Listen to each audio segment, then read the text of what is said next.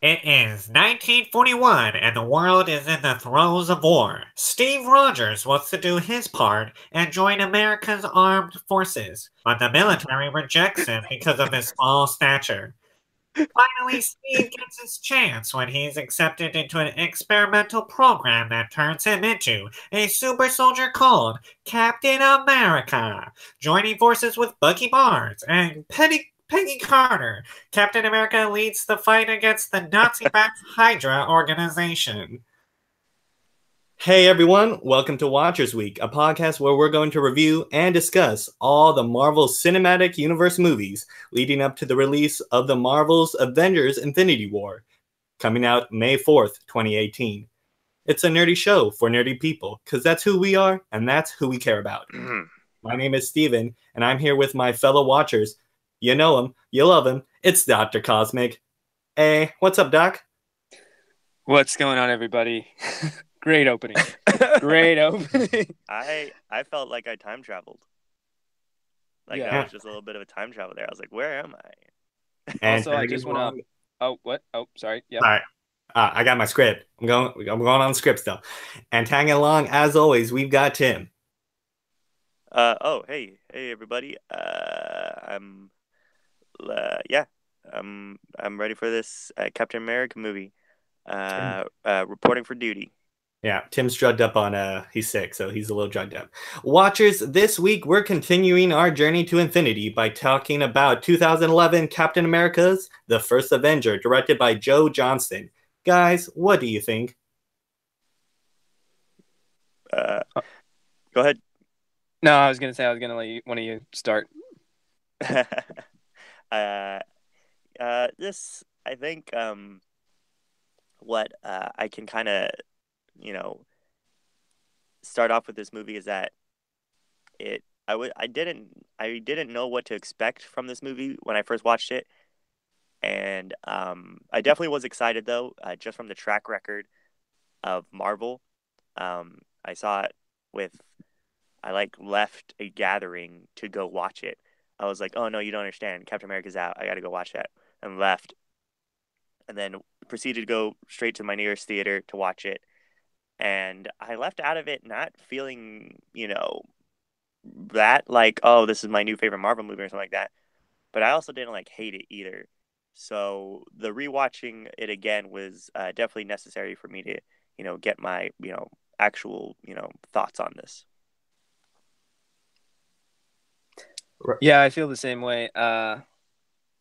This movie, I don't know. I'm still of two minds of it, but it really is a pretty great origin film. I mean, we just talked about Thor, and I was doing some more thinking about that, and Thor itself wasn't really an origin movie when you think about it. It was more of Thor's journey, but this movie, like the first Iron Man movie, is really a true origin movie. We're getting to see his beginnings, and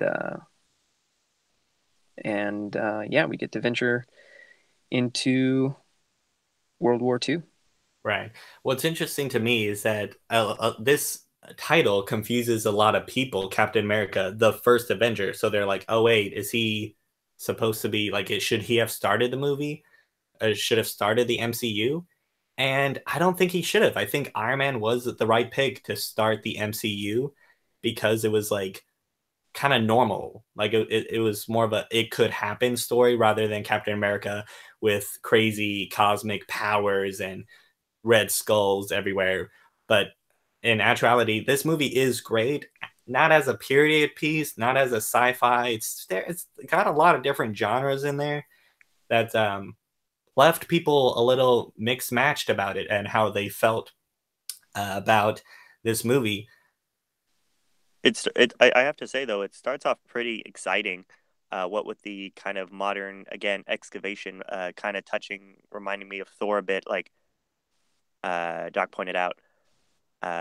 We get to see the Arctic and the lasering tunneling kind of system. for them to get into it's like the Zephyr, right? I forget what they call It's called the the ship. Valkyrie, The Valkyrie, that's what the it big is. boomerang.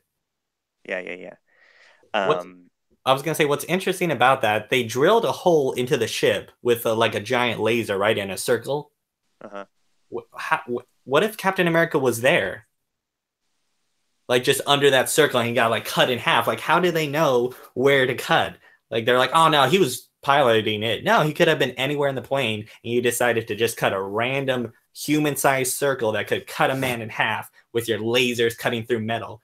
I don't know. I was like, that was a you had a 1 in a million shot, I think.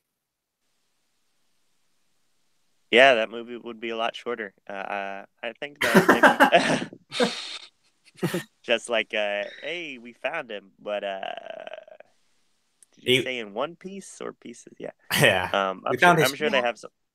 Yeah. Sorry, go ahead. I was gonna say, I'm sure they have like some sort of sensor X-ray technology, see what's through the thing. But sure. yeah. Well, here's the thing: that they were wearing oxygen masks when they entered the ship, so Cap lasted without oxygen for like over 70 years without oxygen if they needed it down there. Oh yeah, because he was in a giant hunk of ice. I'm pretty sure oxygen wasn't gonna permeate through ice. But yeah, good thinking, Steven, that they were wearing oxygen masks walking around in the plane. Well, I'm just saying, good astute observation. It's pretty incredible if you think about Captain America surviving that after all he's done. Like, can this guy? Yeah, it is surprising. I don't get the physics, and I didn't do the research because. Oh yeah. I think this is the comic book aspect of it. Yeah, along with the whole injecting him with Vita rays and blue Gatorade. Take your vitamins, all kid. up in his veins. Yeah, I think you can chalk that up to comic book logic. All right. Well, we are only in the modern shot for a little bit before we get into the 1942 Norway scene with what's his name? His name is Red Skull, but it's Johann Schmidt. Yeah, my guy this guy. Yeah, the actor is just titled under Red Skull, which is pretty terrible. I'm so glad you got that picture up because I just wanted to mention that I think it's interesting that when he's holding that cube and he's like, it was one of the treasures of Odin, and then he drops it and he breaks it and it's fake. Mm-hmm. I was thinking of another movie that we'll talk about in the future, but I thought that was pretty. Oh, I got you. Yeah. I really like, again, it opens up really well and it continues on as we kind of do the big old flashback. I think we'll get to this point later on, but I really do like Hugo as Johann Schmidt, aka Red Skull. I especially like the little shot, the little hint throughout the whole thing where he's like, "You'll burn," and he's like, "I already have," and it's the bloody Hydra pin, on his lapel. Like, that was just all like, "Oh, I know who this guy is." Like, you're pretty certain, I'm sure everyone was like, "Is he Baron von Strucker? Is he gonna get the monocle later on, or something like that?" But he's totally Red Skull. It's pretty interesting because the way he moves his like cheek to like adjust his quote unquote face mask, it's like a thing that I never thought about, but like if you do it, you're like, yeah, I mean, you could think like that little underlying red under his eye that kept showing up. Oh no. Hugo Weaving does wear a mask constantly. Nobody's actually seen Hugo Weaving. The Hugo that we perceive is actually a mask that he never takes off. Well, here's the question: is that why was the Tesseract put in the roots of the Tree of Life and guarded by a snake? Well, I'm sure the snake is the again, the whole like, isn't that Norse mythology where it's like Ragnarok is like sometimes a snake or something like that? I might be Yeah. getting confused with. Well, I mean, Yggdrasil is guarded by that snake. I'm forgetting its name now. Yeah, I was gonna say I might be getting confused with Egyptian mythology, but it kind of makes sense as that the real treasure would also be guarded by Snakey the snake guard or whatever. Right. It was definitely interesting to me. And it seems to me that that old guy who was trying to protect his village, did he signal to Red Skull where he could find it? Like give a little head nod? Like, oh no, it's over there? Or like did Red Skull through his mythology reading I think it was his intuitiveness, intuitiveness? intuition, Yeah, whatever you Yeah, want to I was a call it. little confused on that part whether or not this guy gave up his the Tesseract or not. But it is yeah, and then we go on and see Skinny Steve. Skinny Steve. I have that. It's keep talking. I was reading in the scene where he's enlisting or trying to enlist his like medical sheet, and I paused it because I wanted to see what like how bad the damage was.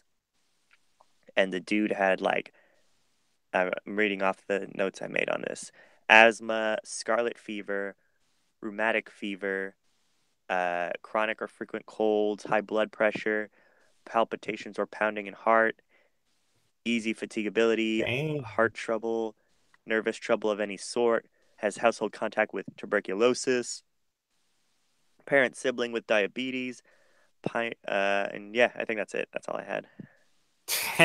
This guy should be dead.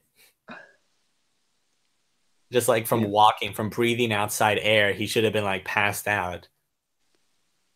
Jeez Louise, this guy. And again, I'm all about the interconnectedness of these movies. I think it's interesting that Steve, when he's thinner, he kind of resembles Edward Norton a little bit. Obviously, he's way more thinner, but I thought that was interesting. Yeah.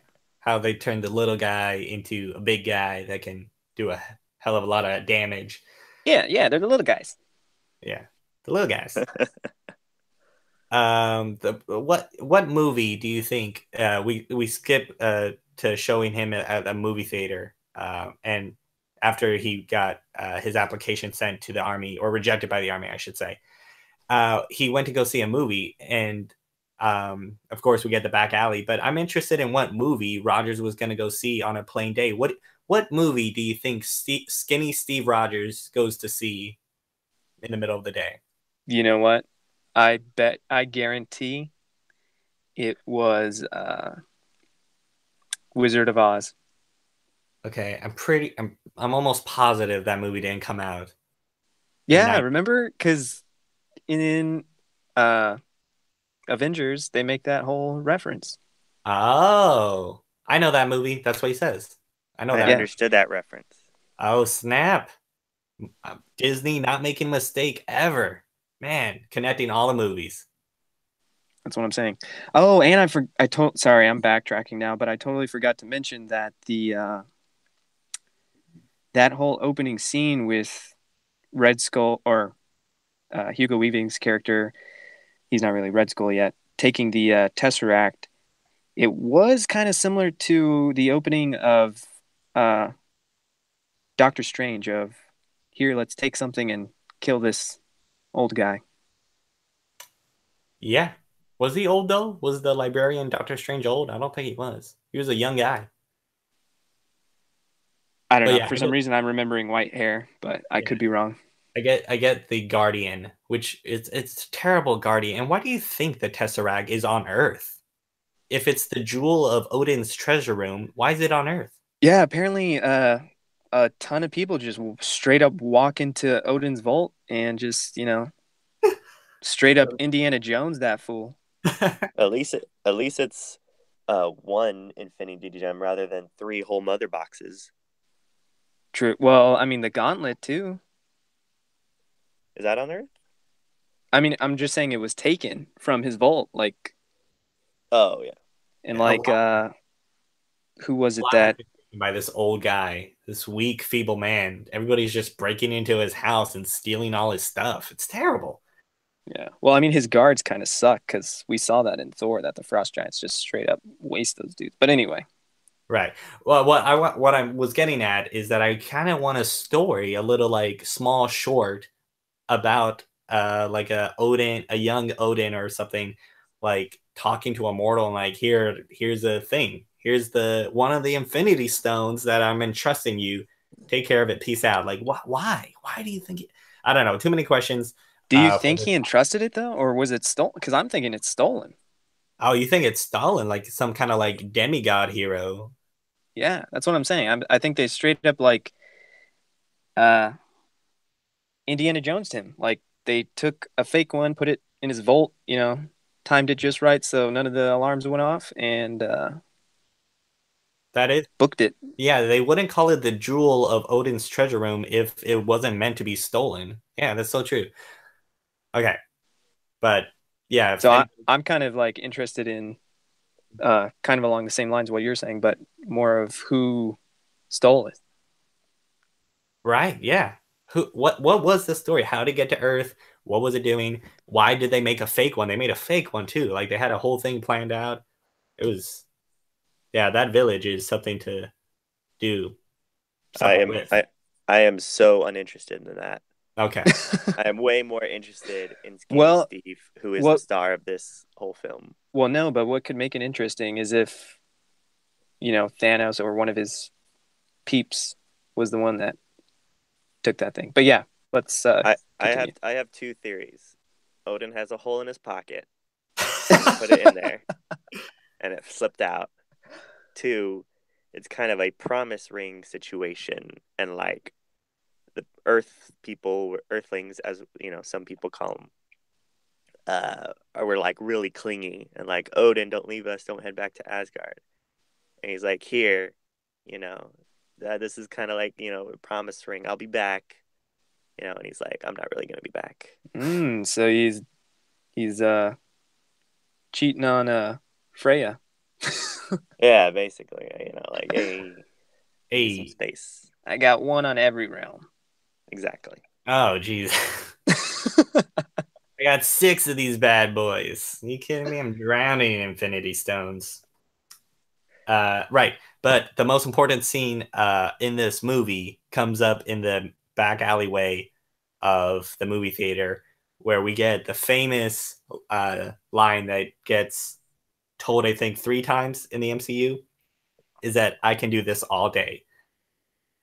I thought you were referring to when he stands up to somebody being all loud in a movie theater, because that's when I knew this guy was a hero.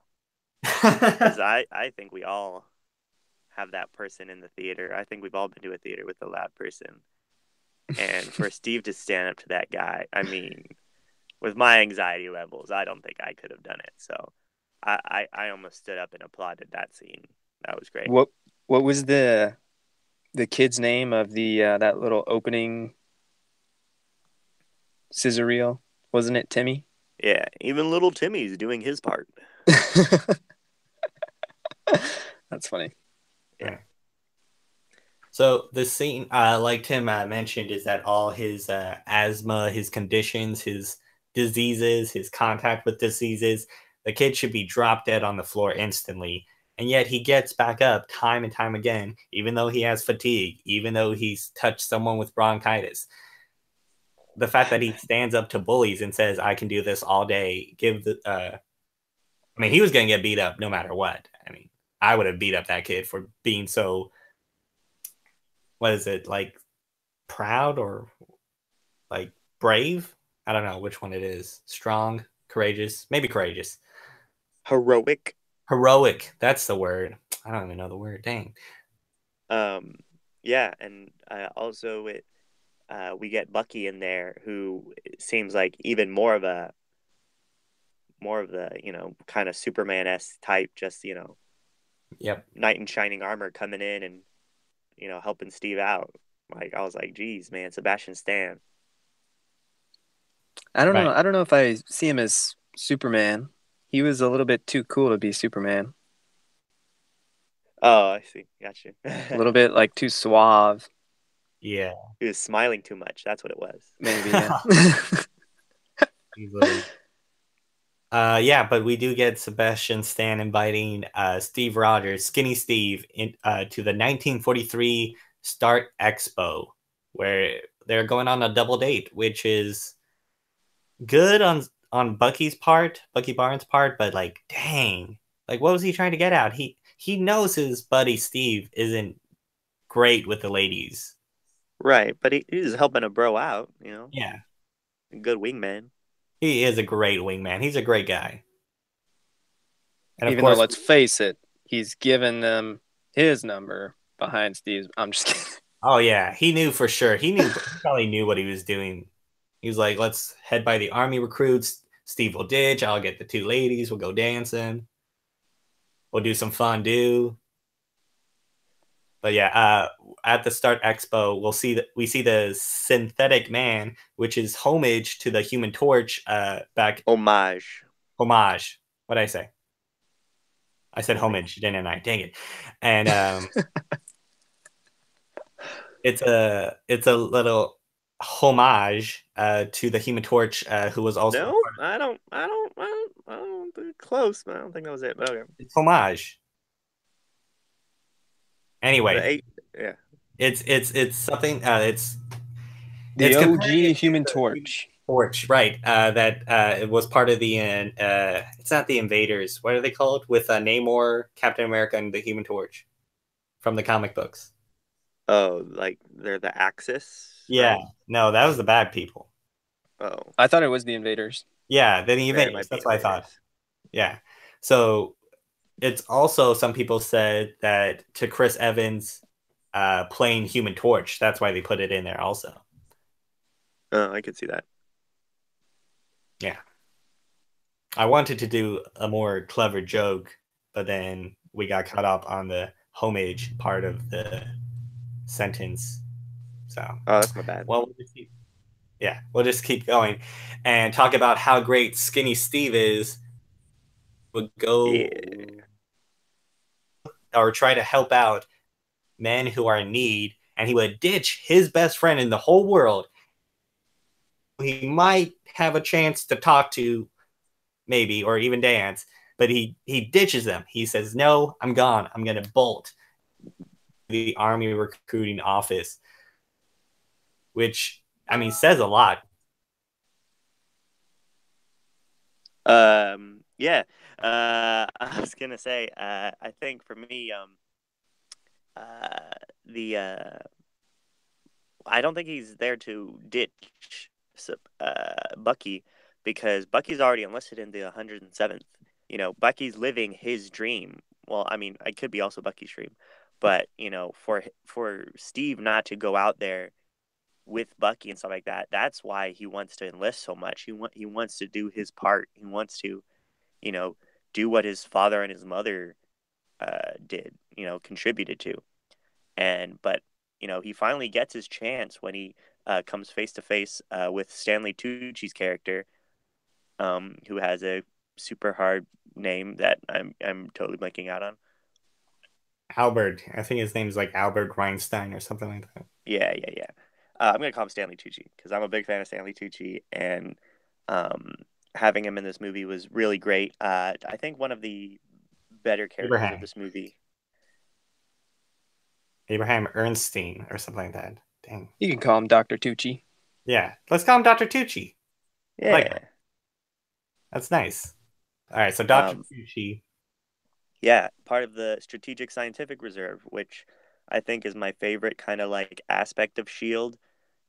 Just like kind of the old timey kind of like government sanctioned, somewhat spy related kind of stuff. I just really like the SSR and that whole facet of it, and I'm glad I got to see it on the big screen. See, why was Dr. Tucci doing there at what was Dr. Tucci doing there at the Start Expo, especially at that specific recruiting section? I mean, what do you think he was actually looking for a super soldier candidate there? Yeah, I definitely think so. I mean, what's his name? Howard Stark was there, and he's part of the SSR. Right, but so this was also it was Start Expo.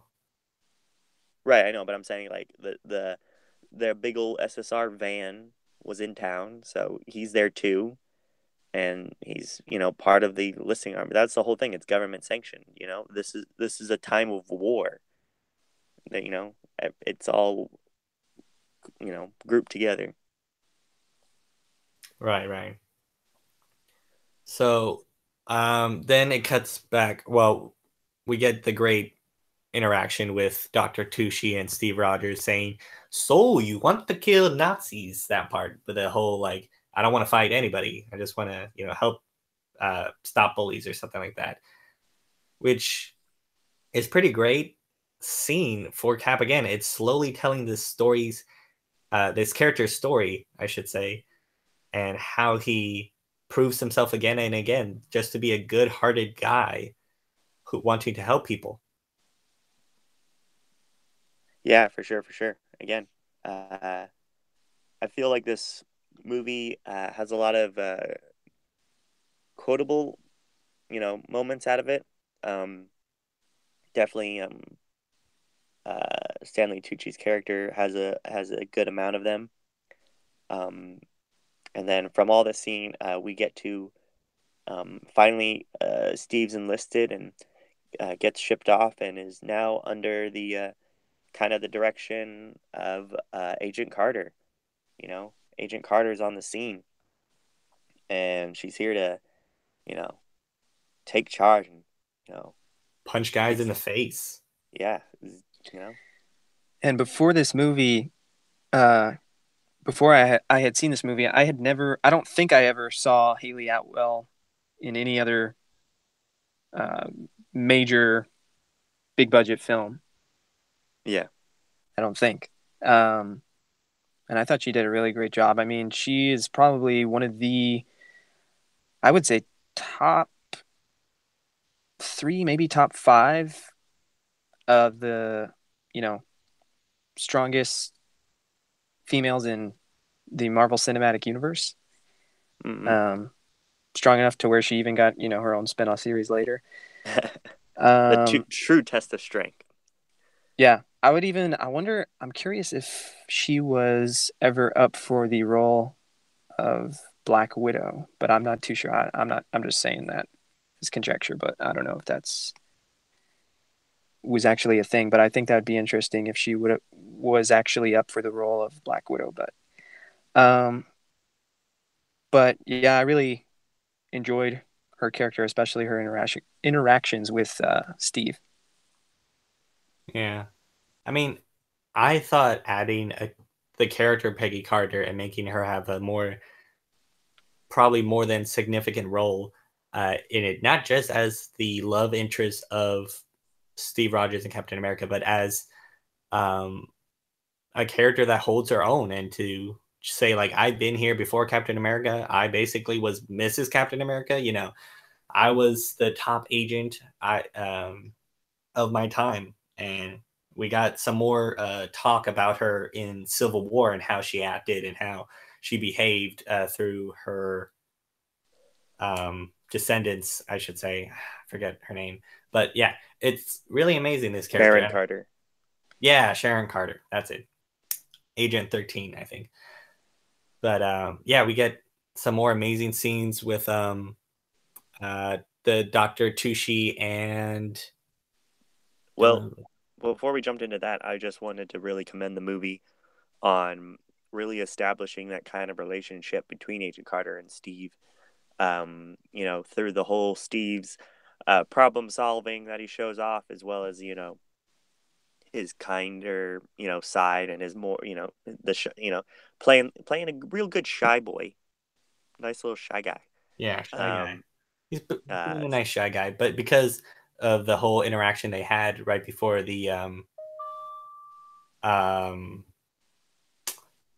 they went to the laboratory when they were in the car together, and they were just like having a little back and forth, and right there, that's probably with the scene where the most they interacted throughout the entire movie. Yeah, which is pretty to think about. And he was also not he wasn't one to run away from danger, as we see with the grenade scene.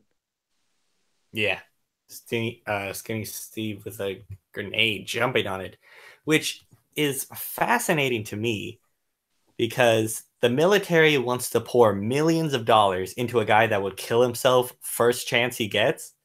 Everybody else ran away, so there's like no really need to jump on the grenade. I wouldn't call it killing yourself. It's more of a sacrificing yourself. But I don't know. I think that scene is pretty powerful. I was waiting for us to come up to that scene.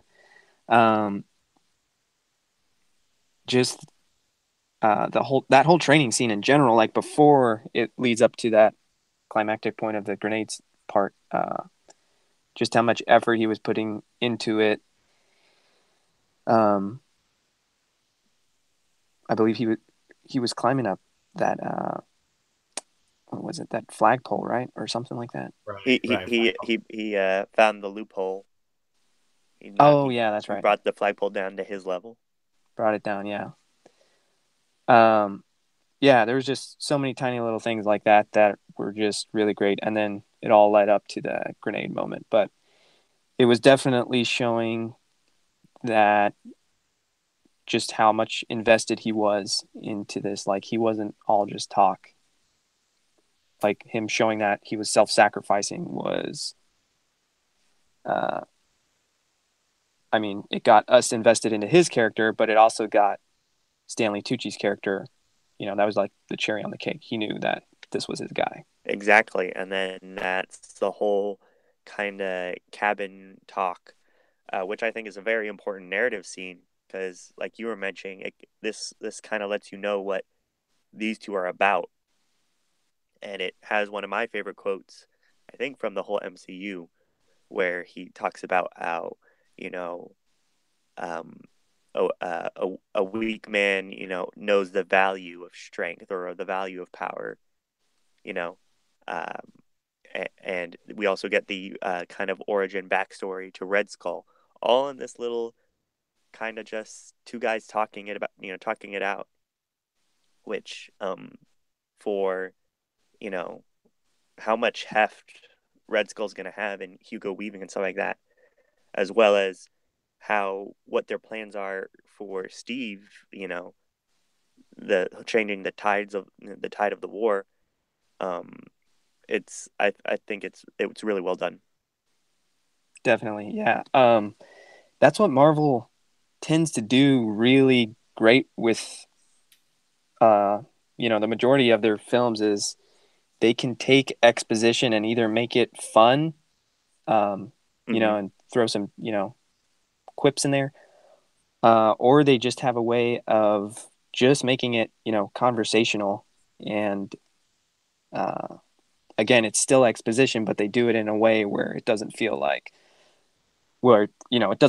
exposition and take you out of the movie. And you're just like, oh, they're just doing this to explain, right. blah, blah, blah. Get to it. It's not a lesson. Yeah.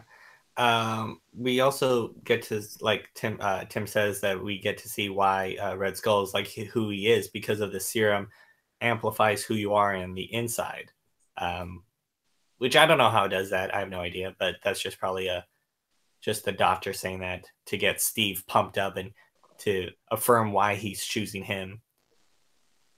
But yeah, then we get that's the power of blue Gatorade, Steven. That's the power of blue Gatorade. I was fixing to say that's a good way of looking at it, because that was one of the things in the movie that didn't really make sense to me. I was like, really? Does it amplify everything? Should we be teaching kids that, drugs do this kind of thing? But I don't know. It amplifies who I am on the inside, Mom. If I'm good, yeah. That's a good slogan for drug companies. That's pretty good. Cut to the scene of the mountains, I should say, where we see the doctor. Oh, man, I forgot his name. What? Yes, I'm here. Dr. Zolo. Oh, geez. No, that's not me. Dr. Zolo. Zolo. Right, and he's building weapons for Red Skull. But we get this really crazy genius of a character, Zolo, where his name actually means "we only live once." Oh my god. It's a terrible joke. Chaz, I want you to know if I wasn't feeling this bad, I would be like laughing so hard right now. That's a t-shirt. That's a t-shirt. I'm glad. I'll take it. Zolo, you only live one. Oh man. We're gonna have to create a store just to sell those t-shirts. What was I saying? Dang it, Doc. I was saying about the doctor, right? And how he was able to harness an infinity stone and made it so that it like energy was used to make weapons or used to fire weapons, which is crazy to me because of course we know that this is the Tesseract turns into the space gem. So the people that they shoot with it, the power of the space gem, does it shoot them into a different alternate reality? I mean, not a reality, but space time kind of thing. Like it's more of a teleportation thing, or is it a evaporating thing? Because I really hope that it's a teleporting thing through space rather than destruction. Because I would just feel terrible of all those guys shooting everybody with. To me, the space gym is kind of like the most vague gym of the six. Because, I mean, all the other gyms kind of specify what they are. Oh, this one's mind. Okay, so, it can do things. Corrupt the mind, make a brainwash. Yeah, corrupt the mind, whatever. Anything that involves the mind. Time is a given. You can control time, whatever.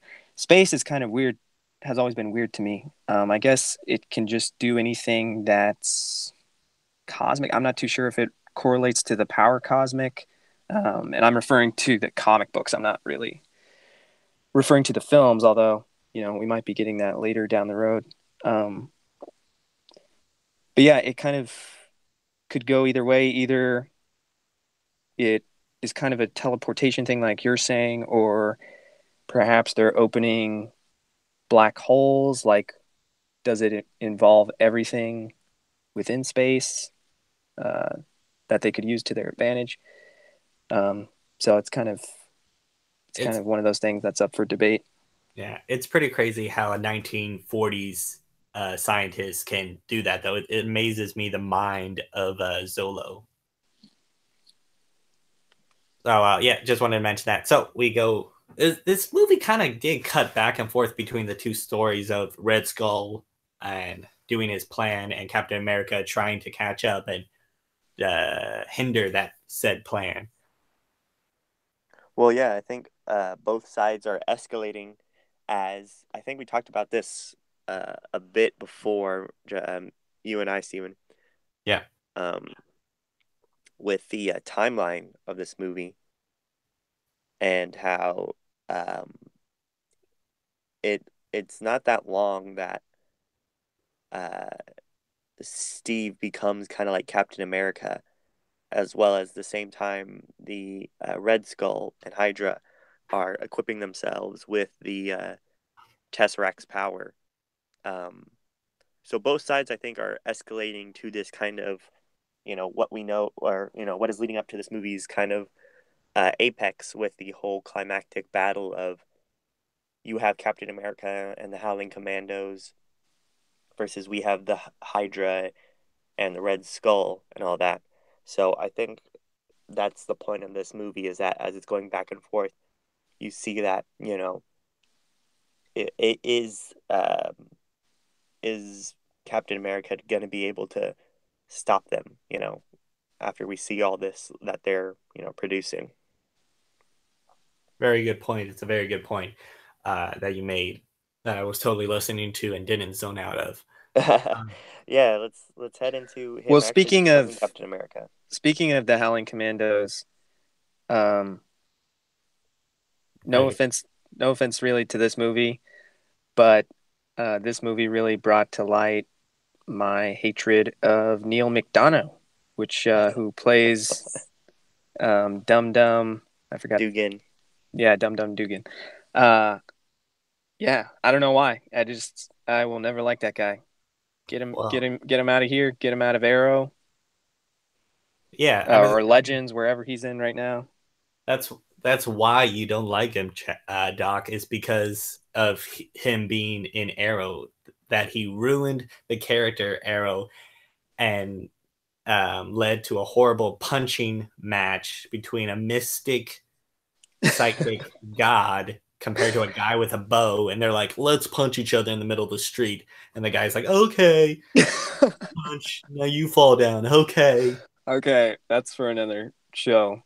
Did you did you guys know that in But no, even the in this role, he wasn't. I mean, he's really not that great of an actor, and I can see why he's doing TV now. yeah, well, I'm sure they wanted a real big time actor to play Dum Dum Dugan. Well, I know, Uh, I'm just saying that. Oh, okay. Is it already too late to apply for the role of Dum Dum Dugan? but They could have got like, I don't know, James Franco or Seth Rogen or something and made it comical at least. I don't know if you know this. Comment down below if you caught this. But in the little secret shop that Carter and Rogers go into, um, yeah, it goes kind of to early comics, where Peggy was actually the old lady behind the desk. So when they came in, and I think it was Nick Fury showing the perspective of the reader kind of too. Um, the secret room they had in back there, and that was kind of like the big reveal. Like this old lady turns out to be the stunning Peggy Carter and stuff like that. It's a mask, and I thought that was kind of a nice nod to that with this, and it's super cool secret spy stuff. Right.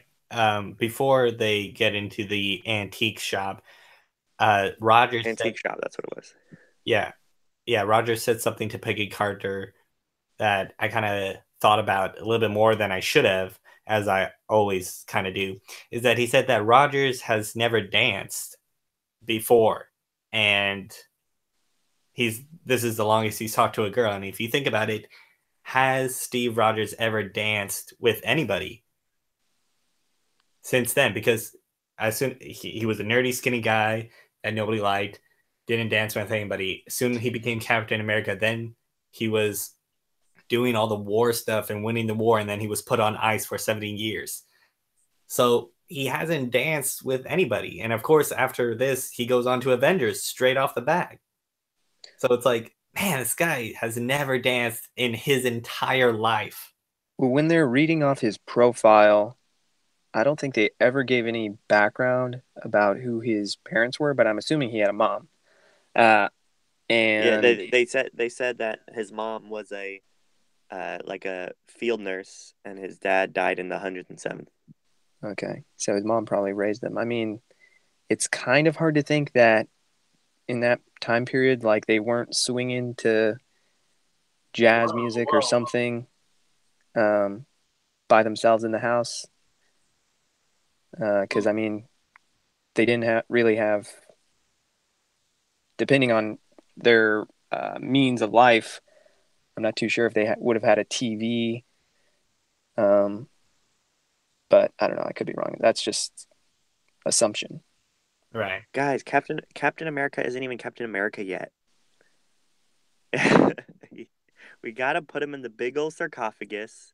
We Right. gotta put him in the big old Iron Man. He's getting there, all right? He's Pump getting that to little the shy guy full Gatorade. of blue Gatorade. We're trying to figure out, if he danced with his, mom or something. Well, here's the thing. Do you dance with a sickly kid who has, fatigue and shortness of breath and all these health problems, or you're like, just stay Yeah. still and like surround him with pillows? No, That's yeah, messed because up. everyone was like dying at 30 from like the cold, like or for like, what's it called? Smallpox. Like everyone was dying. It was fine, Right. Yeah. Okay. All right, let's Just a little grab thought. let's grab Steve and throw him in that sarcophagus. Yeah, a big old Iron Maiden. Jeez Um, Louise. yeah. All right. It looks like one. I'm just saying, Yeah. I thought it was cool. This whole scene was really awesome. I liked how everything kind of like this Hammerite finish to it, to make it look old timey yet, you know, still futuristic. Like I thought it was really cool. Yeah. I mean, the whole entrance, the whole hidden thing in the antique shop, going to the SSR base, and the scenes between Dr. Tucci and Steve Rogers still about the little back and forth is really great. But what surprised me is how much of the super soldier serum they used. They used 6 tubes of the darn thing on the skinniest kid alive. And I remember from the Incredible Hulk podcast is that they like used half of one. They used half and then another half. But that was the thing, is that that wasn't the same super soldier serum as they use in here, because all of it gets destroyed. That was just a replication based off like notes. Right. So it's not even the pure form or not even the correct form. And yet it turned this guy, this back in Incredible Hulk, the British dude, it turned him into like a super soldier already. And that was like one bad tube. And they used 6 tubes on this guy, on Steve Rogers.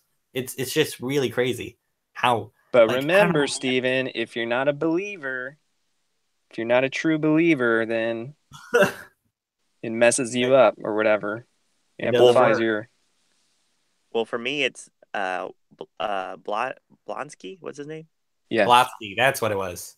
Yeah, Blonsky. he doesn't get ripped like Captain America does. He just gets kind of like faster and Right. like somewhat stronger. From the jump that Steve goes to, like, yeah, they do need 6 of those things. Well, also remember, Tommy Lee Jones' character was like, "Somebody get this kid a sandwich." So they were No, actually supposed to use 5 tubes. That wasn't Tommy Lee Jones, but I'll let you pass on Okay. that. Sorry. They were actually only supposed to use 5 tubes, and then somebody was like throwing the 6th one because he didn't eat his sandwich. Yeah. Didn't have time. Each of those tubes has the same nutritional value as a sandwich. So if you want to be Captain America, just make yourself a couple of, PB&Js, pop those up into your big old trash hole, and yeah, Down it with some blue Gatorade. down it with some blue Gatorade. Boom, you're Captain America. You got to. And then dry heave over the toilet. I now want, please, again, if you're listening to this and you're the principal at like a local elementary school, it doesn't even have to be local, but like a middle school or something, I want to see a middle school play of Captain America: The First Avenger now. And I want to see a scene where they like fake juice up a little kid with some blue Gatorade. They'd probably get one of those inflatable suits. And then exactly. Yeah, I was gonna say no. Keep Chris Evans and like have him do the entire play as Captain America, still surrounded by a bunch of like elementary school goers. Boom, let's do it. It's great. And you can make it a history thing. You just throw in Adolf Hitler in there. Boom. Exactly. This is history. This is Let's history. Not forget. So he turns into big hunk a ton of love. Big Steve. He turns into Big Steve. And my goodness, is he big. The line he says, I don't really like I wasn't really on board with it, where he's like, I feel taller. It was cheesy, but I think it's enough tongue in cheek for it to like pass with this movie and the style of it. Before we say goodbye to Skinny Steve, I just want to again commend on the special effects people for making Skinny Steve so believable. Because there was a few times where it kind of stood out to me, but most of the time it felt natural. So, as we say goodbye to Skinny Steve, just like real props up, props to the special effects people. Yeah. You know what? Nice. You go, Skinny Steve. Yeah. You do you. You know what? They don't even say the actor, actually, who played Skinny Steve somewhere. Because it was Edward Norton. I'm just kidding. Or it could have been Christian Bale when he was doing the mechanic. Oh, geez. Yeah, that's Oh, horrifying. I think it's Leander Denny, Denna or Deeny, I should say. He was also the barman of the pub later on in the movie when he was like, "Where are they putting all this stuff?" That was him. This is his body right here. Oh, wow. Whoa. I did not know Yeah. that. Yeah, apparently because I made it up. But all right, back to Big Steve. No, I'm just kidding. That is real. Back to Big Steve. You can see those two guys in the background. I think they're two guys. I'm not too sure about the one in the way back, but They're they're checking him out. Big Steve. And of course, we have the problem with the whole pants thing on, even though it went from like a size 12 to a size 36 of pure muscle. Well, I don't think he was wearing like boy pants. I think he was just wearing guy pants with like a really tight belt. Right. So we get the whole Peggy give him a shirt. I mean, after downing the 6 PB&Js and 6 Gatorade, he feels pretty tired, I guess, after his long nap.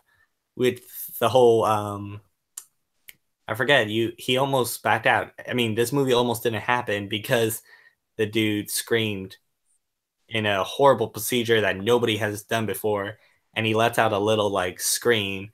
All of a sudden, everybody freaks out. I was like, "Shut it down! Shut it down!" I'm like, "Dude, like you don't scream when you get like 8 shots in you. Like, come on, like give the guy a break. He's just screaming out of pain. Let him scream out of pain. Doesn't mean that he can't do this." But of course, we get that great scene where he was saying that he wants to prove himself. Yeah, it's real good. And right afterwards, I mean, straight off the back, not 2 seconds before everybody's celebrating, we get like bang bang. This guy's dead. Say goodbye to Dr. Tucci. Yeah, and that was not surprising to me because I knew that the whole like, you know, holy grail of the super soldier serum, like, you know, can't leave it so that way they can replicate it again. But yeah, real powerful character. Even in death, where he just does a tap on Steve's chest, you know, to give him that last reminder to not forget that he's a good man. Man, that was such a great scene. But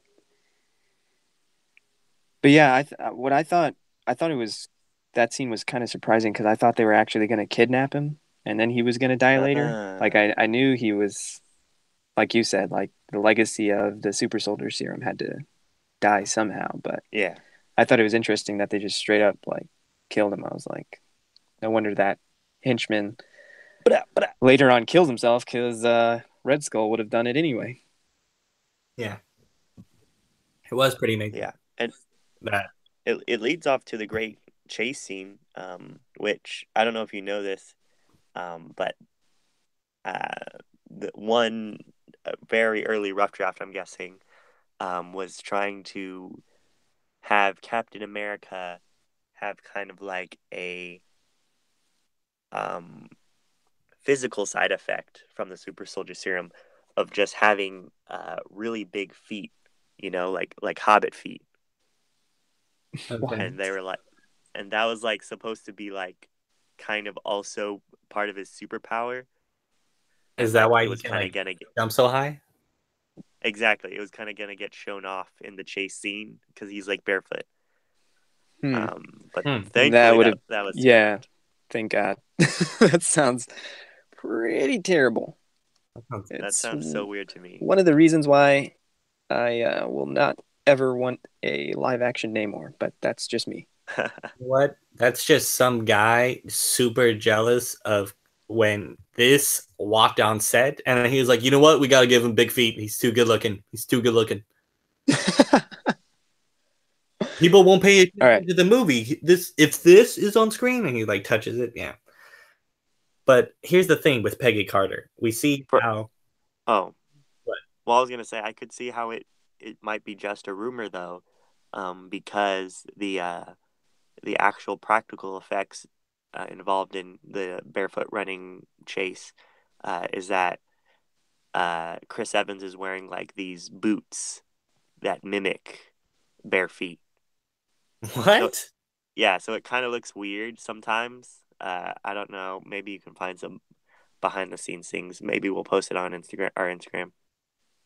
Um, because he's wearing pants, so you don't like get to see where like the boot cuff starts or ends, I should say. But like from the side or in some places, you see some like of the like leather or material wrinkles around the ankle. But they That's look like bare feet. weird. Yeah, yeah. Well, they're not gonna have him actually running around barefoot. Why That's not? never I made don't know. sense to me. Yeah, that's never made sense to me though. Like Tom Cruise can hang off of a whatever it was, seven what do you call those planes? Whatever. He's hanging off of a plane. 747. Yeah. Um like it's just being barefoot. Like calm down. They probably swept wherever he was running. There's no glass or anything, I was but gonna say do a rubber street, make like fake stones with rubber and make it all squishy for his baby feet. Apparently, Oh my gosh, you guys are giving a lot of shade to Chris Evans. I'm not. I'm sorry, but I'm just talking about Hollywood in general. Like some of the stunts that I see behind the scenes where they're giving it to a stunt double. I'm like, really? He's just on a Well, wire or whatever, and like went across 3 feet, and you got a stunt double for that? well, Chris Evans actually ran. Like he was the one running. It wasn't No, a stunt yeah, guy I in know. skill, but so yeah, I mean, Chris Evans was like booking it. Like, I think they said like he did better than the stunt double. Like they well, had a stunt double to do the scenes, but it was like no, like Chris is like booking it down there, and he's making it feel real, you I know. was I was gonna say actually, I watched the movie with the director's commentary, and not only did he say that Chris Evans was a better uh, for the shot, but also because no stunt double can mimic Chris Evans' run because he runs, and I quote, like a ballerina dancer. Like he has this weird way of running that nobody else can mimic. That's weird. That's a weird thing Yeah, to say. it's a weird thing to say, and apparently it's true. So if you're ever chasing Chris Evans, take a look I, at ju- how he runs. I just want to say real quick before we move on, because earlier we were throwing a lot of shade at DC. But when I watched the behind the scenes of Batman v Superman and watching Henry Cavill get shoved into the glass rooftop of a building, I was like, that's what I want to see of, my actors. Like, you're moving 3 feet from one place to another. It's not that far. If you're going like, if someone's getting punched 10 feet, something crazy, then I understand. Like, but usually they use CGI anyway. But I don't know. Small things like that never made much sense to me. All right. That's a good point. It is a good point to see who can rough and tumble their way out of a stunt and come out still acting. But here's the thing with Carter is that she doesn't really have any stunts or anything like that, except this amazing shot with chasing the killer of Dr. Tushi and hostage of the last bottle of super soldier serum from 6 cars away. From 6 cars away, she shot the driver in the back of a tiny little window in the back of the head. Boom, flat. All of a sudden. Then, a couple seconds later, when he does a U-turn, she can't hit the guy like 2 feet away from her, and she's like missing all of a sudden. And I get it. Nerves all of a sudden, like your hand starts to shake. But I was like, dang, don't show me this amazing thing she can do, and then take it away just as fast. I didn't even think about that. Nice catch. Yeah, because with the My thing was I was impressed on how she wasn't moving. Right. No, she Like, was hey, thinking. there's a car coming. Maybe you should get out of the way. And she was like, nope. You know what? yeah, She was probably gonna jump on it. If Captain America hadn't pushed her out of the way, she was probably gonna like do a sweet flip on it. Probably. but with the car scene, what's weird is I don't think guns were that not only powerful but accurate back then, but I don't know, I could be wrong about that. So that was an impressive shot to begin with.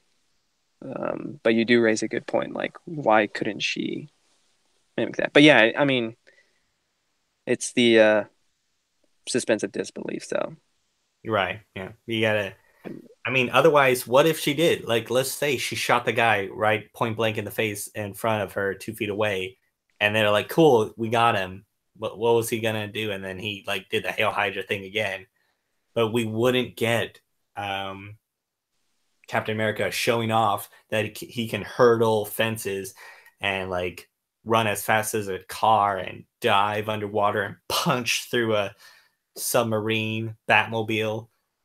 And I mean, like, Yeah, I was gonna say that the ending part with the whole kid hostage leading into the Hydra sub, it kind of lends itself to a Rocketeer kind of charm and style, which I really appreciated. I'm so glad you brought that up because I totally forgot to mention something. When he comes out of the tube, oh, I'm so sorry because we keep going back. I keep backtracking, but when he comes out of that test tube, the music they play, and props to the composer, Alan Silvestri. It's not the same composer from The Rocketeer. The Rocketeer composer is James Horner, but I swear to goodness, the music is so similar from when he walks out of that, you know, what do you call it, Vitabrites or whatever, machine. Sarcophagus. Yeah, sarcophagus. And the score for The Rocketeer. But anyway, sorry, just throwing that out there. It's just a little nugget. yeah, there are a lot of similarities between the two characters. I would say same time period, same hope, I would say, and also like same disbelief of the character as we later see after he um, captures the guy and gets the blood drawn. We see him go on tour because everybody thinks like you're not good enough, you're a disgrace. I asked for an army and all I got was you, and you are not enough. From Tommy Lee Jones, which first of all is terrible thinking of Tommy Lee Jones. I mean, like, what kind of thinking is that? Like, oh, instead of a lot of super soldiers, you get one. Okay, well, I'll use that one then as best as I can instead of taking him to the lab and trying to decide how to make more through his blood. Well, he doesn't. I don't think he even wants him to do that. Like, I think he just wants him out of his way. You know, he doesn't kind of care what he does. Obviously, as we see with him now, parading around as Captain America. You know. Yeah, the whole parading was one of the weaker parts of this movie. It didn't quite make sense to me because I was like,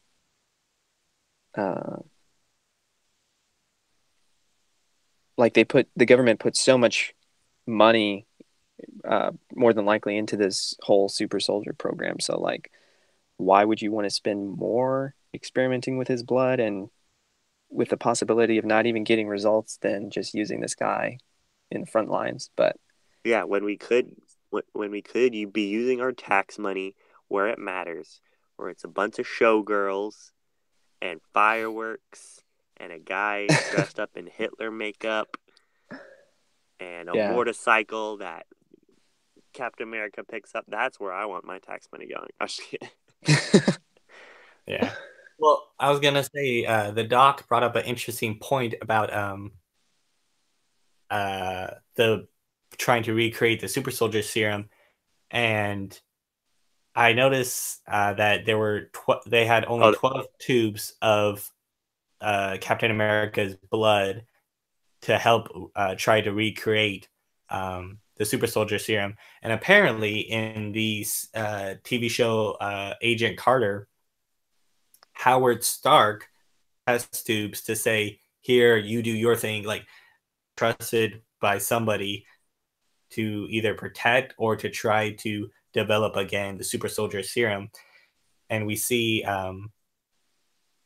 I think I have a quote from Howard Stark to Peggy Carter from the movie. It says, this is Howard Stark talking. He says, Peg, all I've done in my life is create destruction. Project Rebirth was the only thing I've done that brought good into the world. And Project Rebirth is the thing that is basically the super soldier task. That's basically it. But yeah, it was called Project Rebirth. So it kind of shows why he loved Captain America so much and why he couldn't stop talking about Cap to his son, Tony. Yeah, cool. Yeah. It was something that I went off because I was like, Project Rebirth, what is that? And then I went into the Agent Carter thing, and then I went into the Howard Stark thing. And I was like, oh, that's why Howard Stark loves Captain America, because that's Howard Stark pretty much helped create Captain America, which is pretty interesting. It also goes down the line of that he successfully did recreate the super soldier serum later on down the line, but that's not until Civil War. But that's how he does it, through one of the 12 tubes that was drawn from Steve Rogers' body. Wow, that's pretty crazy. I did not know that. Yeah, it's amazing what having no life can do for you. That's what we're doing here, folks. Is that we have no life, so you can have one. All right, we got to get through the through the rest of it, because we haven't even. We haven't even touched on the whole war part aspect of it with the Howling Commandos. Which surprisingly, a lot of it is a montage later once he gets the Howling Commandos. Like, I know there's the whole liberation scene of him actually saving basically the entire 107th, right? Right, just only like 50 survivors out of like 270, I think it was. So he saved around like 150. Yeah, I also appreciated in the propaganda montage again. A lot of montages in this whole second half, so a lot of it's actually kind of quicker than you'd expect. But the Captain America comics being passed around, not only with the kids but as well as the soldiers. I know, and if you know, comment down below your comic history. This was the whole point of kind of Captain America, was to help the morale of soldiers in showing that the unity and the strength of America, the country, with the whole war going on. So I appreciated that little nod to that. I feel like that's a very big milestone in comic book history. That not only affects some people, but I think affected Stan Lee. Yeah, I think it also goes beyond just the country itself. It was almost like a thank you letter to these men who were putting their lives on the line. Right, yeah. Well, but then, I was gonna say the point that Tim makes is that this movie does move fast, is because it is pretty fast. Because when in 1943, when Captain America still lands on the front lines as an entertainer, when he does the show in front of the rest of the 107th, it's 1943. And from the beginning of the movie, we see that in 1942, Red Skull just found the Tesseract. So, like, in less than a year, we got this whole progressive scene of Tesseract being formed into a weapon, Captain America being formed into Captain America. And also, I think he also did around 200 shows touring as lifting up, doing the fireworks and showgirls thing. But yeah, it is a pretty fast moving movie. And of course, it has to be because it is only 2 hours. But I kind of like the aspect of it, how everything can change so quickly. Yeah, and as we see, it seems kind of like the Red Skull has the upper hand when the Hydra kidnaps basically all these soldiers, and we get a kind of a cool scene where Peggy and Howard and Steve all have to kind of team up to save not Bucky as the rest of the Howling Commandos and such as the soldiers, and we kind of get to this leads into not only the the creation of the Howling Commandos, but also we get to see the reveal of Red Skull as they face down, as the whole Hydra base that they're in is like self-destructing and everything. And it almost kind of, because we mentioned it goes so fast, I kind of was thought for a second like this was the big showdown, because here they were, Star Wars style on this big catwalk, getting ready to duke it out. And I was like, all right, this is it. And then, it all separates and, pulls them apart. Pulls them apart. So it kind of gives you that tease that later on that we're gonna eventually get that. Right. I mean, I really want a poster of that catwalk being separated by all the flames and the explosion, and the two sides, good and evil, facing off. It's really great. I really and that's when he reveals himself, right? He takes off the mask when he was like, the doctor lied to you. I was his greatest creation, and he like pulled it off. I was like, oh snap! Yeah, and that was a great moment. I think only in his flashbacks does the Red Skull prosthetic kind of look fake, but like in this scene, it looks pretty real. Like throughout the movie, it looks pretty good, but whenever it zooms up close to it, it's like, okay, I kind of can see this is a little makeup done a little bit too much, but I mean, overall, this not special effects, what's it called? Makeup done on Red Skull was pretty amazing. Yeah.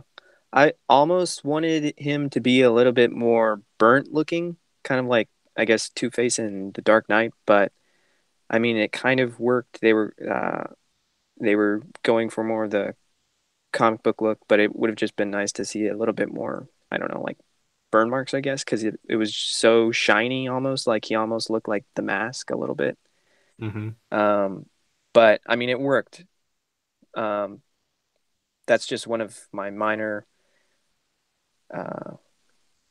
complaints with the movie, is that sometimes there were some, like, I don't know, I don't want to say inconsistencies, but just different styles, I guess, overall throughout the movie. Yeah, for me personally, my Red Skull has the teeth showing, kind of like a Skeletor look. But this one's actually really well done. I was gonna say, as Zolo and Red Skull are fleeing from the base, if you can actually catch it, that Armin Zolo picks up a set of blueprints that kind of shows what we recognize as Zolo, as this big old kind of like robot mannequin body with like an old style TV head in the chest or the stomach area. So I thought that was pretty cool. I didn't even notice that. That's pretty good. So he like, what does he grab? Like a picture of it, or?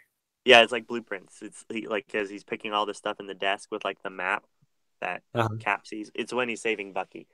Oh, right. I actually do have a problem of, Captain America could have stopped his second movie from happening if he had stopped Zola. Because if you caught him right then and there and be like, I got you, and like throw him in the fire, then we wouldn't have Winter Soldier. Well, I know. Well, they did catch him. That was the whole point of Winter Soldier, but we'll get to that later, because they do catch him. Tommy Lee Jones interrogates him and everything. Right, but I meant like if you stopped him and maybe like, pushed him into the fire. You know what I'm saying? Like, yeah, you killed him. Oh, if you're saying if Captain America was a murderer. Right. Not a murderer, but like, like... I agree with you that this movie would be a lot shorter. Hey, this guy uses a gun on all his guys. It wouldn't be too hard. Even in Winter Soldier, I mean, he drops a few guys. Yeah. even in Winter Soldier, Nick Fury was like, the Golden Age, you guys did some pretty horrible stuff. And he's like, yeah, we did stuff that didn't make us sleep at night, but what we're not proud of. But so yeah, I'm not saying Captain America is a great guy, but the part where he saves Bucky, one of the Howling Commandos said that he's in this special thing with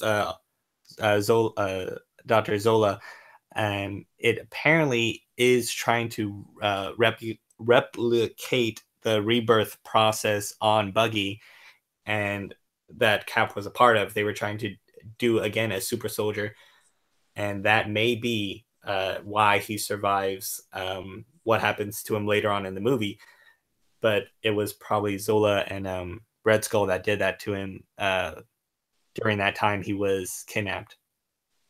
Yeah, let's talk about Bucky dying, because I think that whole train scene, as well as the rest of the, um, uh, you know, all their what's it called, guerrilla warfare type montage.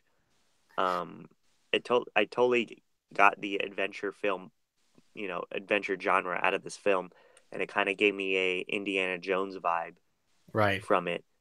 It's pretty crazy because in less than a year, Red Skull was like prepared to end the world. He was like, "All right, cool. I found the Tesseract. I made the weapons." They were like loading the bombs, and time again, Captain America and the Howling Commandos stopped them. They only delayed his plans eventually, but it's pretty irritating if you think Captain America and the Howling Commandos of their guerrilla tactic warfare. Yeah, I think that's the whole point. But yeah, and then Bucky takes a spill. He has a whoops-a-doodle. Shouldn't have eaten that popcorn right before the mission. If he held right on, just a little bit longer. Boom. Right. But anyway, I was gonna say, do you first of all that Bucky is pretty much one of the only few people on Earth who've touched Captain America's shield, along with Ant-Man and Spider-Man in Civil War. But was it moving for you? Was Bucky's death like? Did it make you feel anything? Because it didn't really to me. I didn't really. No, it happened a little fast. Not only did the movie, it didn't. I'm not saying that we didn't have time with Bucky.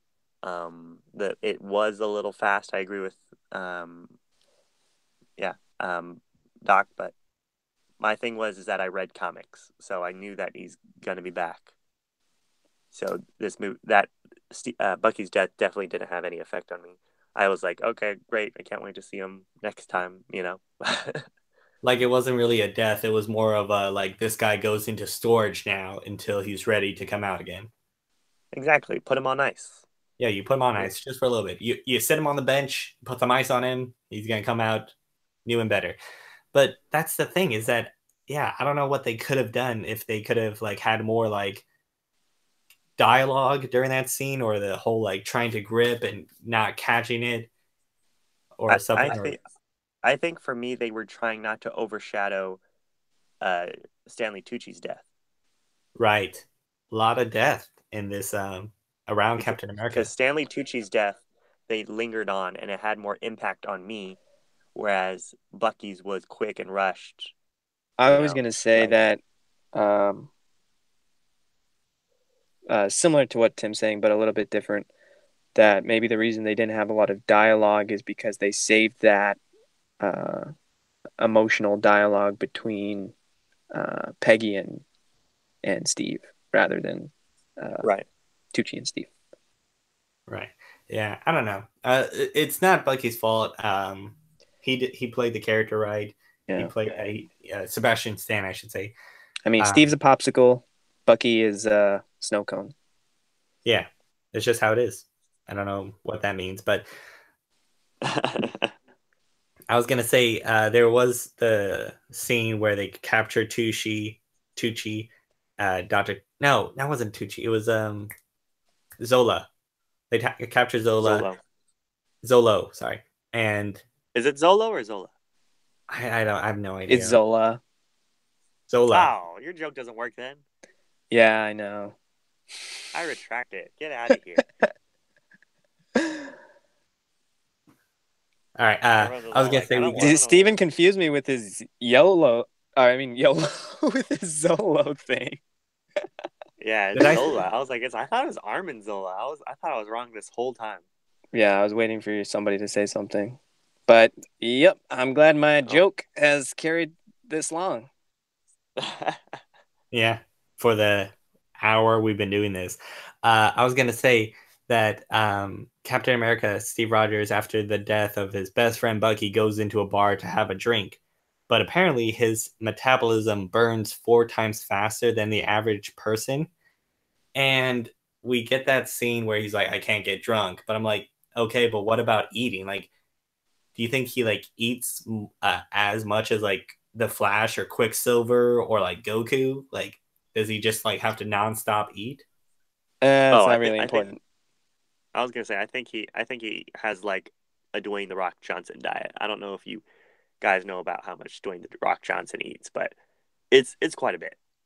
And I think just to keep you know Captain America satiated is he's got to have a full chicken, salmon, whatever, back to back. Yeah, which is hard during war. The provisions are a lot less, but I'm sure they gave a lot to Captain America. You know, the guy winning the war for them. But still, it was something to think about. I was like, man, it don't really show that metabolism other than you can't get drunk. Yeah, that also doesn't show him going to the bathroom all the time, Steven. Like, what do you want every part of the whole, secret lives behind superheroes shown? Right. All right, fine, whatever. That is something to think about, though, Marvel. If you're listening to us, they already Exactly. gave us the shawarma scene. We want superheroes, their day-to-day lives. The Well, no, day-to-day. Yeah. Oh, what? I was gonna say that's Netflix. You get that on Netflix. You literally see Basically. Jessica. No. But I'm just talking about like scenes of Thor on the crapper and like other crap that's not important. Yeah. Yeah. All right. That's what we want. No more Infinity Wars. Cut Infinity War. Stop making that. Let's get So some more day-to-day basis with Captain America and Thor and everybody else, all the Avengers. Just everyday day-to-day life. That's what we want. as we're jumping to this finale of this movie, because I don't know about you, but not only was it when the first time I was watching it, but also the second time I watched it, I went in and out of this movie. I think that's why we lingered on some parts in this discussion was because there's a lot of times it just loses my interest. Like I appreciated the Red Skull little speech. Um, I also the whole raid on with Tommy Lee Jones and Peggy Carter. Like, yeah, I appreciated all that, but I was kind of like, let's just wrap this up. I think that kind of, you know, that's maybe why I didn't like the way they set this up with the modern excavation, as well as me knowing how comics works. Um, is that Captain America wasn't necessarily in any danger. We knew he was going to survive because he's going to be in Avengers. We knew he was going to kind of survive because that there was that whole beginning and why everyone was so excited. Like we found him. Like if I think that's my whole problem when a whole movie is surmised in a flashback, there isn't really any tension. I never felt once that Captain America was in peril because I was like, he's gonna be fine. In the same aspect with Bucky when he died, and I think that that's the hindrance of people who are comic book readers in this movie, and how it doesn't really shine as much as the other movies. So as we jump to the finale of Captain Rogers and uh, Captain America, I should say, going after the big old Valkyrie as Red Skull's trying to drop some bombs all over the U.S.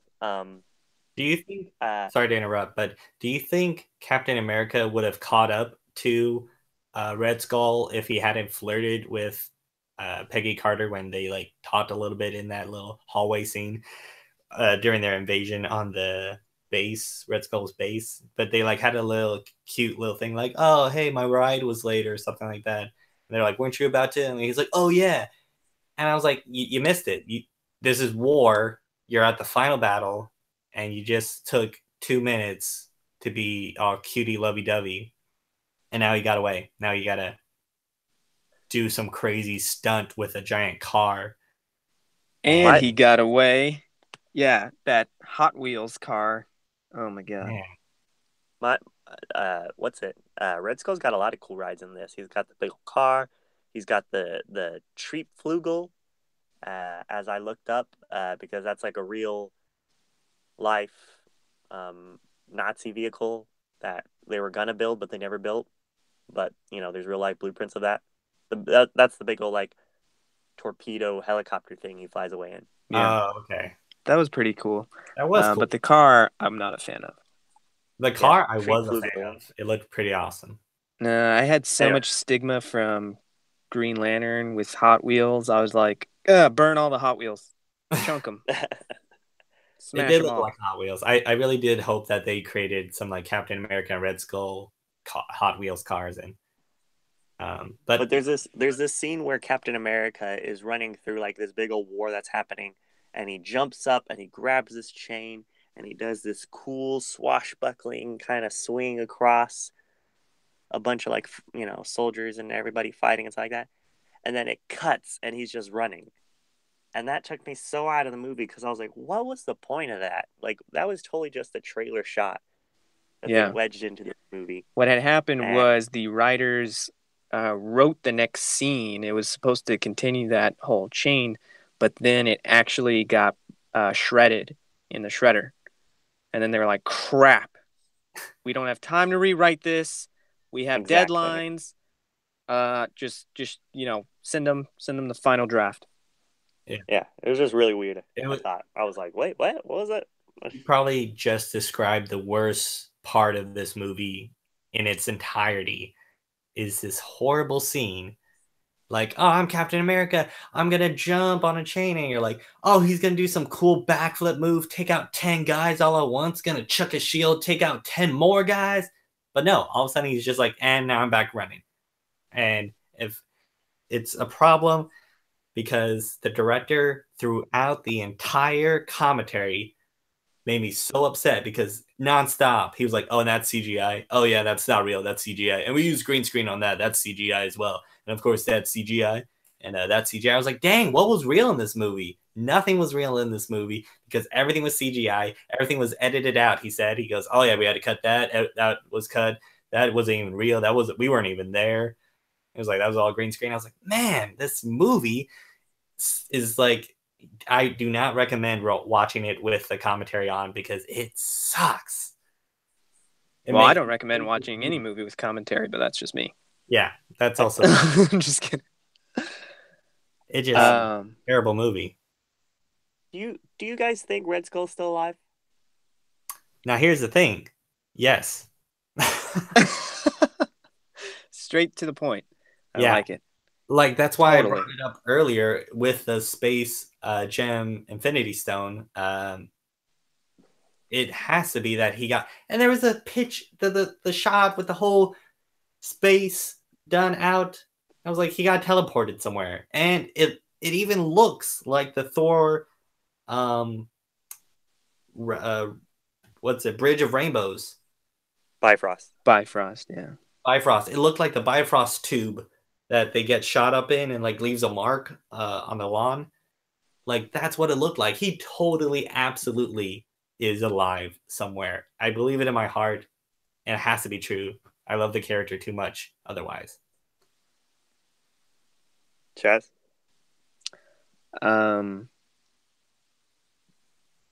Yeah, I think he's alive. There's been a lot of talks that Hugo Weaving more than likely won't return, though. So that's probably why they're waiting so long to bring him back. But I think they're waiting on the understudy to that Red Skull charm. Right. Well, I think they're actually waiting for this whole Infinity War thing to go down because I feel the consequences of Infinity War are going to be pretty earth-shattering, like um, almost literally. I mean, possibly literally, because I don't know if Doctor Strange is going to have to do some weird like multiverse stuff. I don't know. I don't know what's going to happen in Infinity War. I'm just speculating, but like I feel like this that could be the rebirth of the Marvel Cinematic Universe, and who knows if we're going to get this same Captain America. We might have a different Red Skull, but I think he's somewhere out there. He has to be. Well, here's the thing: a lot of people think when they think of Red Skull and whether or not he's alive, is that Don't say during Dormammu. During Infinity War, they're gonna all the villains that were introduced during the Infinity Stones that were also introduced, like Red Skull with the Tesseract and Ronan with the Power Gem, is that they didn't really die, they didn't really explode, but they got sucked in to the Infinity Gems. And then when Thanos gets it, he's gonna be like, "Eh, there's some dirt on it," and like throw them out of the Infinity Stone. And then they're all gonna be a super boss battle with Thanos. So it's gonna be like Red Skull, Ronan, Ultron. Like it's gonna be like all the bad guys.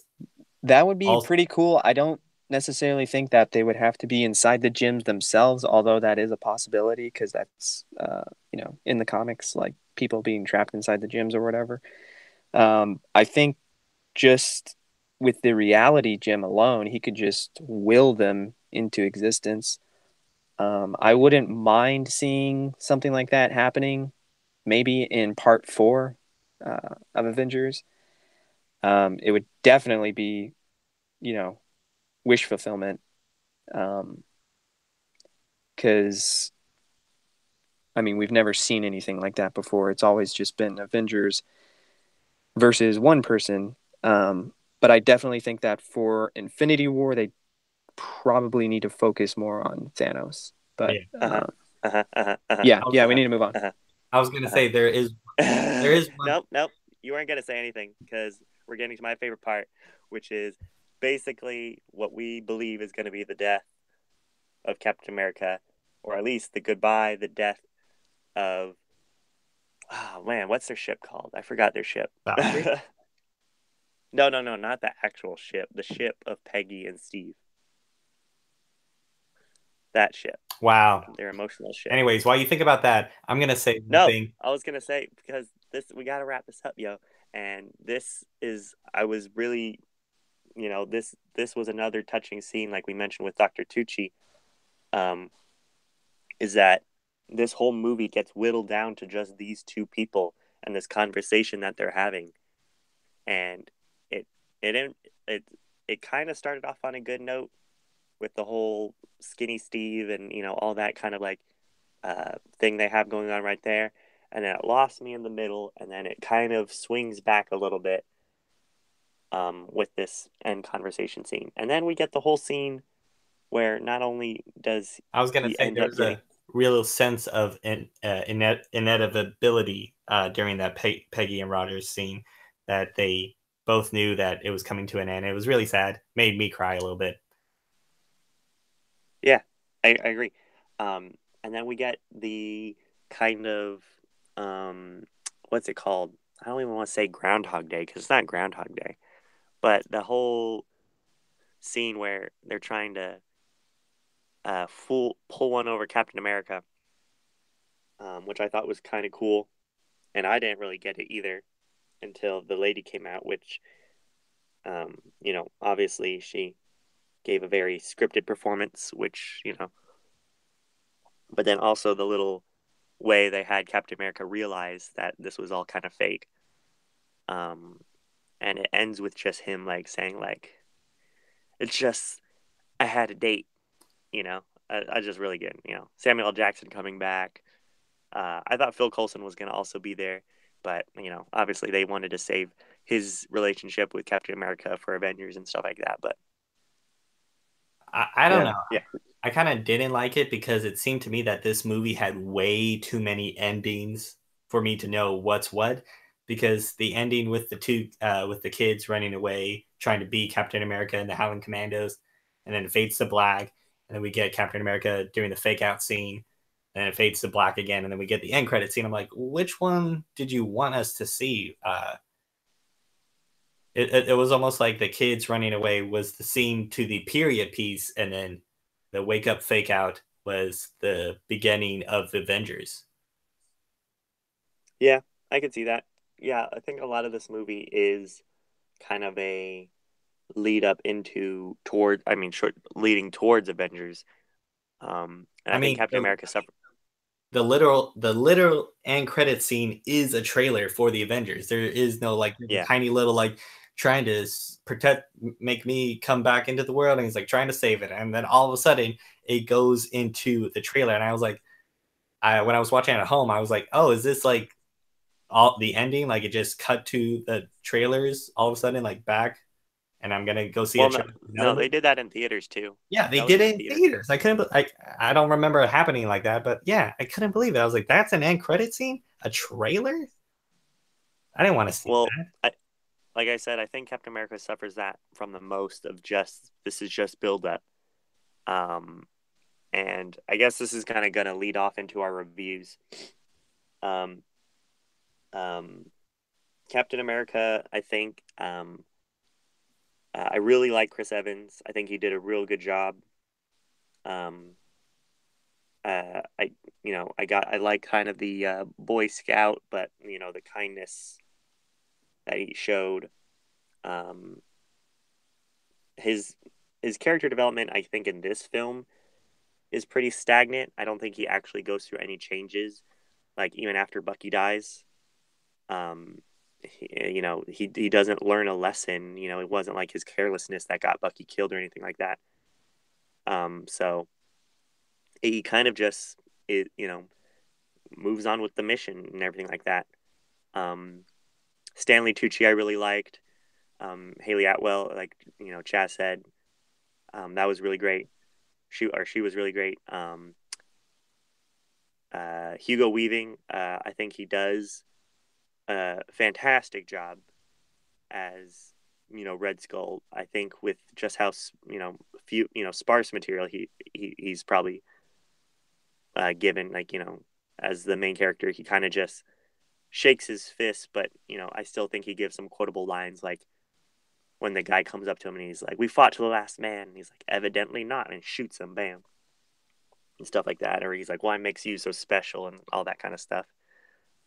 So I think Hugo Weaving did a really good job. I think this movie has a lot of charm to it, but as I think that's what it wills down to. It has a lot of charm to it, but I think that's all it has going for it. But yeah, I would rate this probably 3 out of 6 Infinity Stones. I think it kind of just falls right in the middle of the road kind of style. I understand reasons why people dislike it. I understand why people like it, and it kind of just is I have neutral feelings about it. Right, Doc, what do you got to say about it? I basically agree with all of Tim's sentiments. For me, where this film falls short, because the dialogue, I don't want to say the script is all there, because we talked about a few, I guess you could call them plot holes where the script kind of fell off. But the dialogue is all there, and the dialogue is a big part of the script. And the story is pretty compelling. Like Tim said, Steve's character is kind of stagnant. I think it's hard because he does kind of grow, but he's just so altruistic that it was kind of hard to make him develop, like Tim's whole example of Bucky's death not being his fault or anything because he wasn't reckless or anything. It's because he's the ultimate altruist. So it is kind of hard when you're dealing with that sort of character to give him, I guess, emotional struggles. But anyway, But yeah, and then just some of the stylistic choices were just kind of weird. Like, I feel like this movie was trying to be three different things at once at some points. And for example, like the scene where Red Skull is raiding the tomb to find the Tesseract, a lot of the shots, like the choices of angles and everything, was really kind of like TV styled almost. I had already mentioned the whole Hot Wheels thing that I won't go into again. But yeah, there were some weird choices with this movie, but overall, like Tim said, it had a lot of charm, a lot of heart. Um, I feel like I'm forgetting something that I was going to say, but that's all right because I'm just going to rate this film, and I actually have the same exact rating as Tim, 3 out of 6 Infinity Stones. I was generous with Iron Man and Thor, because I gave Iron Man 5 gems when really it should have been a 4.5, and I gave Thor 6 when really I was feeling more of a 5.5. But those films, like, they had a lot more going against them. Like Thor, Yeah. nobody thought would work. They made fun of him. So like they had so much more weight. Like this film, I feel was pretty straightforward. They didn't really have a lot to going against them. So I feel like it had a better chance of succeeding, and I don't know, it just felt kind of lackluster. Right. Exactly, and I think that's what we kind of both mentioned on it was that Iron Man and Thor both kind of had something, they had character development, whereas Captain America, I think, was shafted with that, and he doesn't really get that until his later movies. Do we get to see kind of like the burden of him having to be the soldier and all that, and you just don't get that out of this movie. So I think I totally agree with you. Whereas those other movies, I think, shined because of the situations they kind of had developed, whereas this one, um, it doesn't have the same impact. I You both made pretty good points, pretty great points about how this story works, how it works with correlation to the other MCU movies that came out during this time, and how basically it's one giant trailer for Avengers. They're like, "Oh, who we got? Who's the last guy?" And they're like, "Oh, well, what about Captain America?" And they're like, "Fine, just sew together something that doesn't matter at all and just throw them in Avengers." um, which is disappointing. And of course, we have the whole chain running scene, which is another huge disappointment to me. It was basically what ruined the movie for me. It took me out of the movie. It made me think like, oh wait, I am in a movie. This edit was done wrong. This cutscene was done wrong. And but then again, it brought me back when Captain America, when they showed, I was gonna say, the one of the Hydra pilots for the bombs get absolutely shredded by a propeller, blood everywhere. I was like, it kind of shocked me again, saying like, "Geez, Louise, this is a PG-13 movie. This is Captain America. That guy totally got. There's nothing of him left." This is war, Steven. Yeah, Sometimes you get eaten up by bombs. yeah. It was horrifying to watch that.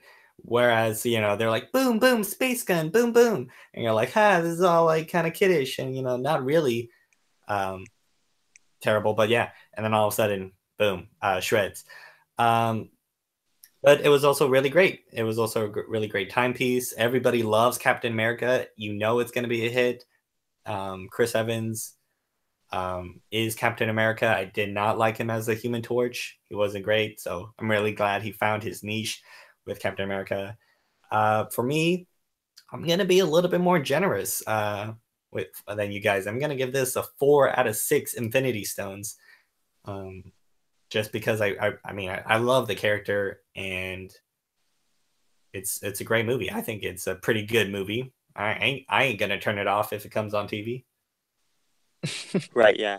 I might depending on which part we're on, Right. which I start on. But I agree. I don't think my problem is with the character or Chris Evans' portrayal of it. I think if anything, it's just like Steven mentioned, it's just the lead up to Avengers. Right. So I feel like maybe Joe Johnston or John Johnston, whatever his name is, might not have really been given his, you know, the room for his creativity to run around, because it was just do this, put the cube in it, Captain America falls in the ice, like all these all these expectations had to be met in order to lead up to Avengers. So And speaking of maybe expectations, let's head on down to the negative zone because people expect that after our rating. But wait, okay, say your last thought. Well, my thing was, I thought we were pretty negative on it already. Yes, you mentioned the 3 out of 6 Infinity Stone, yeah. I felt we brought kind of a negative zone to us. I thought the negative zone kind of rubbed off on us a little bit. That's true. Yeah. Oh, you're saying let's skip this infinity negative zone. Yeah. Well, I mean, I just feel like we brought the negative zone already out. From within. I think we all have an inner negative zone. But also, what Tim is trying to allude to is for me to save my joke really quick.